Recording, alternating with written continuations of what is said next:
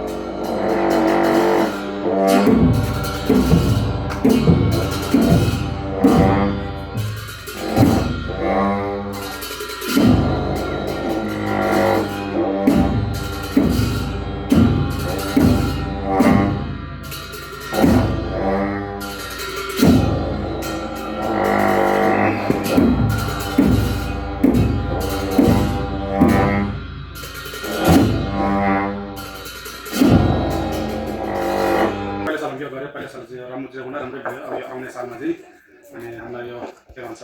हामीले यो भूत प्रेतहरू सबैको लागि चिलो गरेर हामीले उहाँलाई चाहिँ अब बिदा बाध्य गर्नेको यो हो। अनि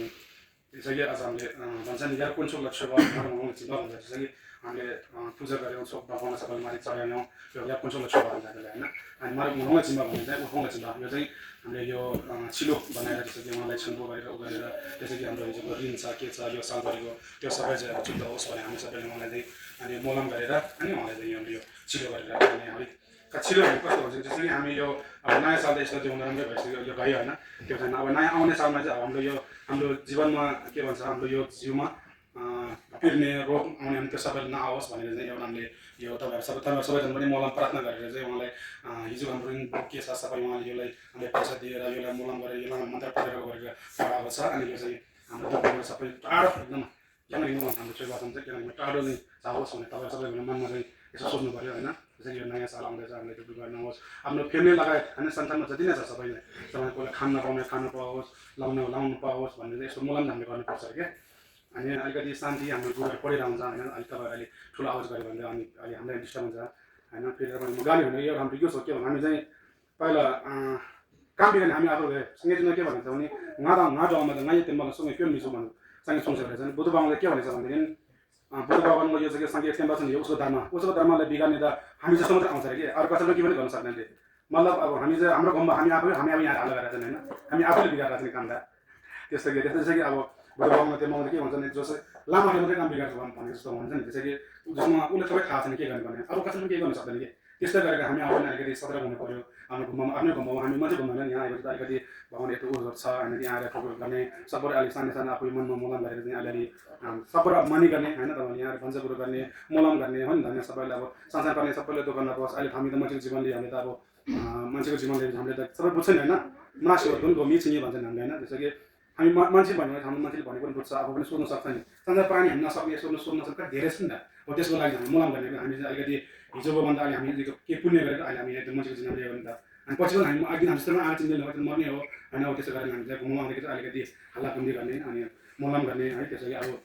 सबैजना भन्दा सुनौलो आउँदैछ अब यो आज कार्यक्रममा लास्ट लाग्छ सबैजना हेपी सुनौलो छ होइन पुरानो चाहिँ राम्रै भयो। अनि अब आउने सालमा चाहिँ हामी सबैले वेलकम भनेर चाहिँ यो सबै दान दर्शन हाम्रो जिउ दुःखमा के नहोस् भन्ने मोलम गरेर हामी सबैले यो चाहिँ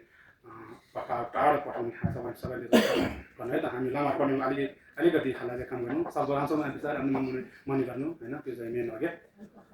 अब काम छैन।